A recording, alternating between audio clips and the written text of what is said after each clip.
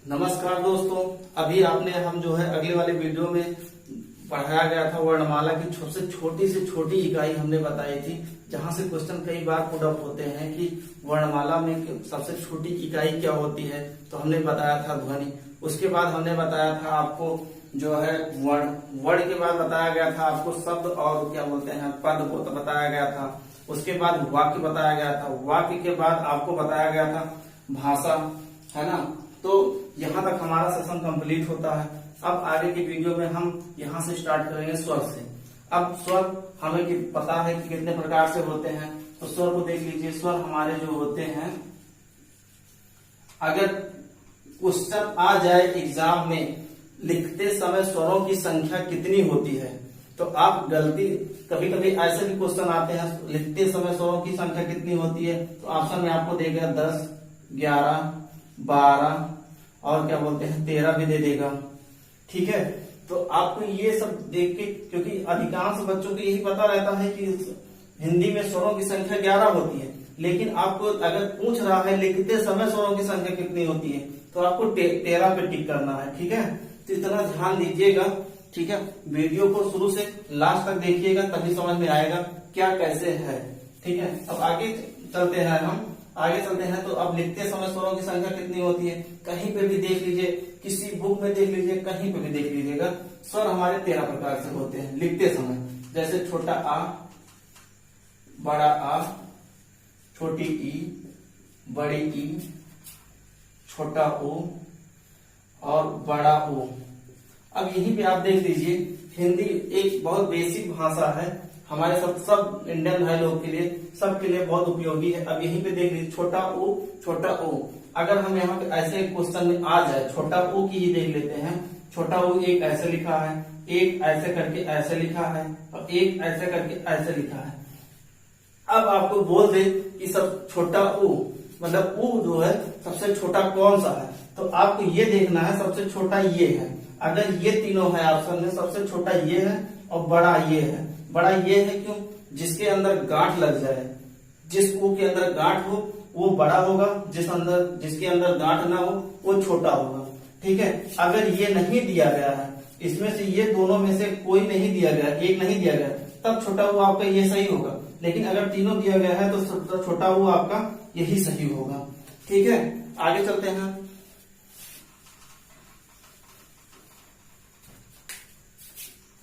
री, ए, आए, ओ, आओ, अंक और आह। अब देखिए, अब जो मैंने क्वेश्चन में बताया था लिखते समय स्वरों की संख्या कितनी होती है, लिखते समय स्वरों की संख्या 13 होती है। गिन लीजिए 1, 2, 3, 4, 5, 6, 7, 8, 9, 10, 11, 12, 13।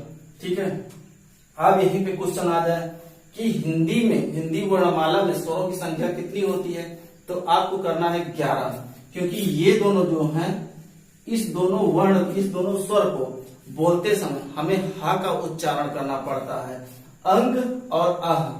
तो इस दोनों को जो है हा का उच्चारण करना पड़ता है, इसलिए इसे अयोग्य वाह कहा गया है, अयोग्य वाह। ठीक है, क्वेश्चन में ये भी कभी कभी आता है इसमें से कौन सा अयोग्य वाह है, तो यही होता है। आगे चलेंगे तो अंग का मतलब क्या है, आह का मतलब क्या है, इसको भी बताया जाएगा। ठीक है, अब यहाँ पे आपको हिंदी में अगर पूछता है तो हिंदी में आपके स्वरों की संख्या कितनी हो गई, 11। उसके बाद आपको पूछता है कि जो है अगर बड़े लेवल के एग्जाम देंगे, है ना, जैसे एसआई हुआ या और भी उससे बड़े लेवल के एग्जाम देंगे, यूपी ट्रिपल एससी का एग्जाम हो, किसी भी एग्जाम देंगे, उसमें अगर पूछता है कि स्वरों की संख्या कितनी होती है, या ऐसे क्वेश्चन घुमा के पूछ ले वास्तविक में स्वर की संख्या कितनी होती है, अगर जहां पे वास्तविक की बात आ जाएगी वहां पे आपको करना है 10। ठीक है, क्योंकि री जो है आपको पता ही है, जहां पे दो वर्ण आपस में मिल जाएंगे, ठीक है, वहां पे स्वर नहीं होगा। जैसे अब इसको जो है, इसमें अगर इसका उच्चारण ध्यान से करेंगे तो इसमें एक स्वर भी है और एक व्यंजन भी है। देखिए कैसे, जैसे रा और प्लस ई, ये दोनों मिला के ये री बन गया है। इसलिए इसको संस्कृत भाषा में लिखा जाता है। अधिकांश आप देखे होंगे री को जो है संस्कृत भाषा में लिखा गया है। कभी कभी री से भी यही क्वेश्चन आ जाता है कि हिंदी वर्णमाला में स्वरों में वह कौन सी संख्या है जिसका उच्चारण मंत्रों में किया जाता है। तो यही है जो है जिसका उच्चारण मंत्रों में किया जाता है। आप कभी जो है देखेंगे कोई भी मंत्र पढ़ेंगे तो री का उच्चारण सर्वाधिक किया जाता है। ठीक है, यहाँ से 2-3 क्वेश्चन बनते हैं, इसको क्लियर कर लीजिएगा। उसके बाद आपको देखना है, ठीक है, अब कितनी संख्या हो गई, इसको अगर छोड़ देते हैं तो आपकी संख्या हो गई 10। यहाँ तक समझ में आया सबको? ठीक है।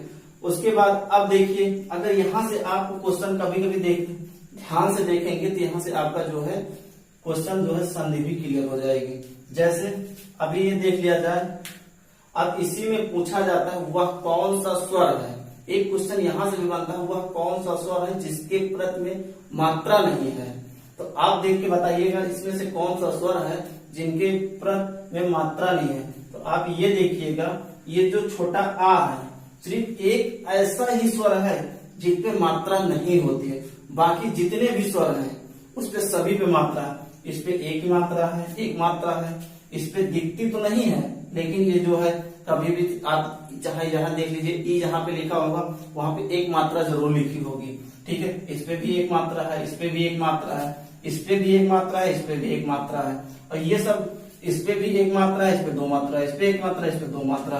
ठीक है, और ये सब आप स्वर को देखिए, इस सब स्वर में हमेशा सब लोग जोड़े में ही रहते हैं। जैसे छोटा आ, इसका जोड़ा ये है, इसका जोड़ा ये है, इसका जोड़ा ये है, और इसका जोड़ा ये है, और इसका जोड़ा ये है। आपको देख ही रहा है। अब आप कहेंगे री, तो री में भी 2 जोड़े होते हैं, एक छोटा री होता है, एक बड़ा री होता है। छोटा री ये होता है, छोटा री का मतलब ये हो, बड़ा री ये हो गया। छोटा री आप करेंगे तो ऐसे करके ऐसे करके ऐसे, ये यहाँ पे नहीं रहे, ऐसे रहता है। ये आपका छोटा हो गया, ये आपका बड़ा हो गया, लेकिन दिखता कोई एक ही है। ठीक है, यहां तक बात समझ में आई। अब यहीं से क्वेश्चन आता है, यहां तक क्लियर। अब आगे का हम देखते हैं क्वेश्चन।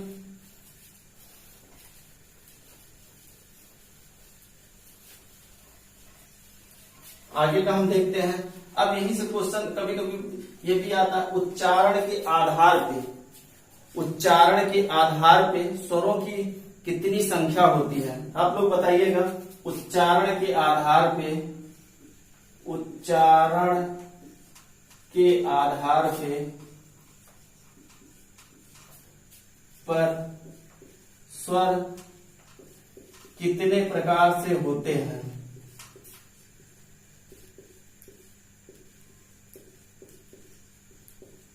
होते हैं, आपको ऑप्शन दे दिया जाएगा, 4 दे दिया गया, 3 दे दिया गया, 5 दे दिया गया, 8 दे दिया गया। तो अधिकांश सब लोग यही जानते हैं कि 4 होते हैं। तो ये सही है। आपके उच्चारण के आधार पे स्वरों की संख्या 4 होती है। वो कैसे, अभी हम एक एक करके आपको सब क्लियर करा देंगे। आप सिर्फ वीडियो को शुरू से लेकर लास्ट तक देखिएगा, तभी समझ में आएगा। और बीच में वीडियो बंद करेंगे तो कुछ नहीं समझ में आएगा, इधर आएगा उधर चला जाएगा। ठीक है, तो सबसे पहले उच्चारण के आधार पे स्वर कितने प्रकार से होते हैं। तो सबसे पहले हम स्वर के सबसे पहला भेद जानते हैं। सबसे पहला होता है आपका हास्य स्वर।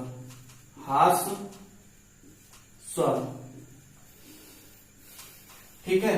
हास्य स्वर में आपका सबसे पहले होता है हास्य स्वर। हास्य स्वर में आपका कौन सा आता है, हास्य स्वर उसे कहते हैं जिनको बोलते समय हमें कम समय लगता है, उन्हें हास्य स्वर कहते हैं। इसके भी कई नाम होते हैं। आप परिभाषा तो आएगी नहीं पेपर में, अगर आएगी भी तो आप जो है लिख लीजिएगा। जिसको बोलते समय हमें कम समय लगता है उसे हास्य स्वर कहते हैं। जैसे आपका आ गया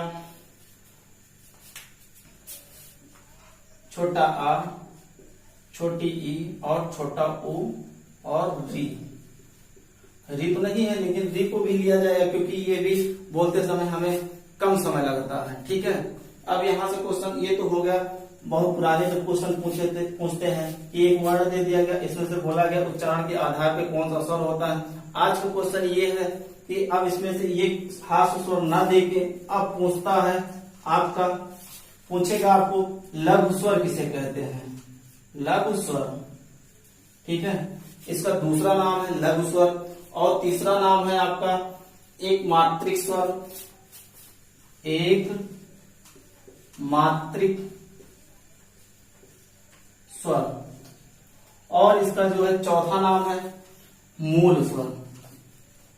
मूल स्वर किसी भी, ये चारों नाम से किसी भी सेंटेंस को आपको पता करनी होगी, कोई भी सेंटेंस आ जाएगा ये स्वर कौन सा है, आपकी यही 4 स्वर होते हैं। ठीक है, सिर्फ इसके नाम चेंज हुए हैं। अब तो क्वेश्चन बदल गया है, क्वेश्चन बदलने की वजह से ये पूछा जाता है एक मात्रिक स्वर किसे कहते हैं। आपको विकल्प में एक विकल्प इसका दे दिया जाएगा, बाकी अदर दे दिया जाएगा, और आपको टिक करना है। अगर यहीं पे आप थोड़ा सा चूक जाएंगे तो 1 नंबर से आपको फेल भी हो सकते हैं और पास भी हो सकते हैं, तो इसलिए बहुत ध्यान से पढ़िएगा। तो ये हास्य स्वर के हमारे 3 नाम और हैं, एक होता है लघु स्वर, एक होता है एक मात्रिक स्वर, एक होता है मूल स्वर। ठीक है, अब यहाँ से जो है इतना तो क्वेश्चन आ गया, और ये क्वेश्चन को देखने के लिए आप जो है इतना भी जानते रहिए, जिस स्वर को अगर आप कभी भूल जाते हैं कि हास्य स्वर क्या है, दीर्घ हास्य स्वर क्या है, लघु स्वर क्या है, एक मात्रिक स्वर क्या है, या मूल स्वर क्या है, तो जिस वर्ण को बोलते समय हमें कम समय लगता है उसे हम हास्य स्वर कहते हैं। हास्य स्वर कहते हैं, या मूल स्वर कहते हैं, या एक मात्रिक स्वर कहते हैं, या जो है आपका लघु स्वर कहते हैं। इतना समझ में आया? आपका एक स्वर ये हो गया। ठीक है, अब दूसरा आता है आपका जो है दीर्घ स्वर। दीर्घ से वैसे भी पता चल जाता है जिन स्वरों को बोलते समय हमें ज्यादा समय लगता है। ठीक है, नंबर 1 ये हो गया आपका हास्य। नंबर 2 आपका हो गया दीर्घ। दीर्घ स्वर उसे कहते हैं जिनको बोलते समय हमें ज्यादा समय लगता है। हास्य स्वर से दुगना समय लगता है, उसे हम दीर्घ स्वर कहते हैं। इनके भी कई उदाहरण हैं जो है, जैसे बड़ा आ, बड़ी ई और बड़ा ओ, ये तीनों प्रकार से होते हैं। ठीक है, और ये सब आप अगर ध्यान से इसमें पढ़े रहेंगे तो आपको संधि में बहुत ज्यादा ये कामगिर करने वाला वर्ण है। ठीक है, ये 3 प्रकार से होते हैं। अब इसको जो है सबसे ज्यादा जो बोलते समय लगता है उसे हम दीर्घ स्वर कहते हैं। इनके भी 3-4 नाम होते हैं, आप लोग लिख लीजिएगा। इसी को हम जो है गुरु स्वर कहते हैं। गुरु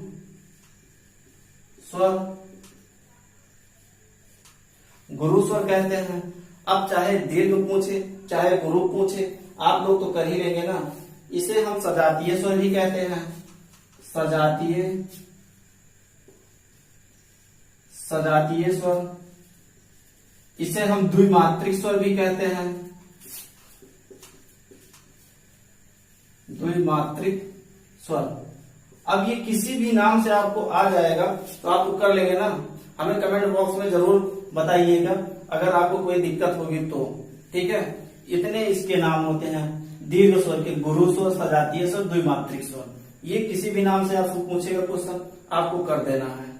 ठीक है, उसके बाद आपका आता है तीसरा आपका आता है संयुक्त स्वर। संयुक्त स्वर।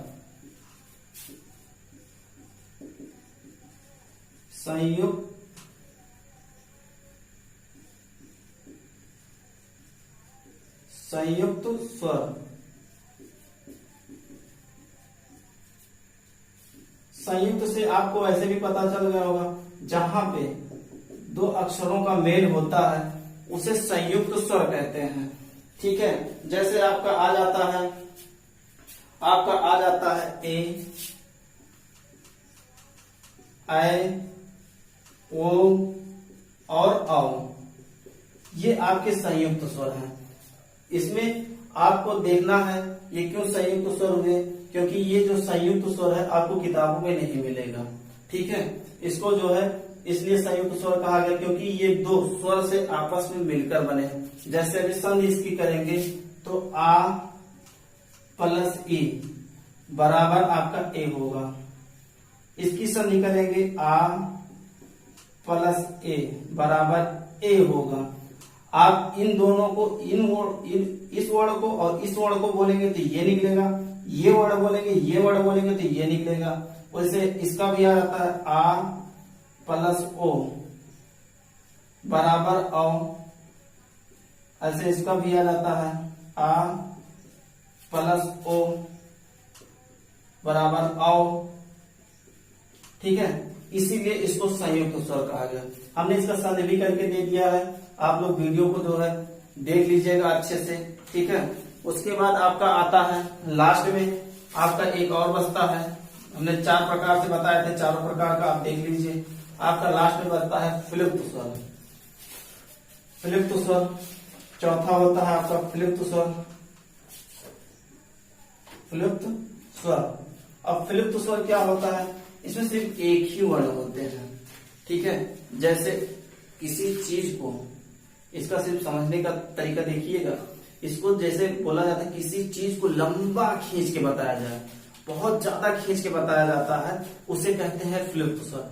जैसे आपका किसी चीज को, अगर ये इतना भी याद रखिएगा, कभी कभी क्वेश्चन में पूछता है जो है फ्लिप्त स्वर किसे कहते हैं, तो जैसे किसी चीज को बहुत ज्यादा देर तक बताया जाए उसे फ्लिप्त स्वर कहते हैं। जैसे आपका हो गया ओम, ओम कर दीजिए, नहीं तो आप ये देख लीजिए आ, ये वाला बड़ा आ, उसके बाद अंक बिंदी, ये हो गया आपका फ्लिप्त स्वर। जैसे आपको बोलना होगा ओम, ओम तो आप तो ऐसे भी बोल सकते हैं ओम, तो ओम बोलने के लिए आपको ज्यादा देर तक बोलना पड़े ओम। ऐसे आपका जैसे अभी ये फ्लिप्त स्वर नहीं होता, कभी कभी क्वेश्चन पूछा जाता है कि विद्यालय में या आपको पूछा जाएगा डॉक्टर में कौन सा स्वर है, तो डॉक्टर में आपको अभी डॉक्टर बोलना होगा तो काफी देर तक टर करना पड़ेगा, इसलिए जो है जहां पे ऐसे शब्द आएंगे वो आपका फ्लिप्त स्वर हो जाएगा। जैसे आपको कॉलेज हुआ, कॉलेज को अगर हिंदी की भाषा से देखा जाएगा तो कॉलेज ऐसे लिखा जाएगा ना, कॉलेज। ठीक है, लेकिन अभी यहीं पे जब तक इसकी अंग बिंदी नहीं लगेगी, चंद्र बिंदी, तब तक ये आपका कॉलेज नहीं कॉलेज होगा। कॉलेज नहीं होगा तो कुछ नहीं होगा, तो इसलिए ये 4 प्रकार से होते हैं। ठीक है, अगर हमारी वीडियो पसंद आई होगी तो लाइक कर दीजिएगा, है ना, सब्सक्राइब कर दीजिएगा, और कोई दिक्कत होगी तो आप हमें कमेंट बॉक्स में बता दीजिएगा। नमस्कार, और मिलते हैं नेक्स्ट वीडियो में।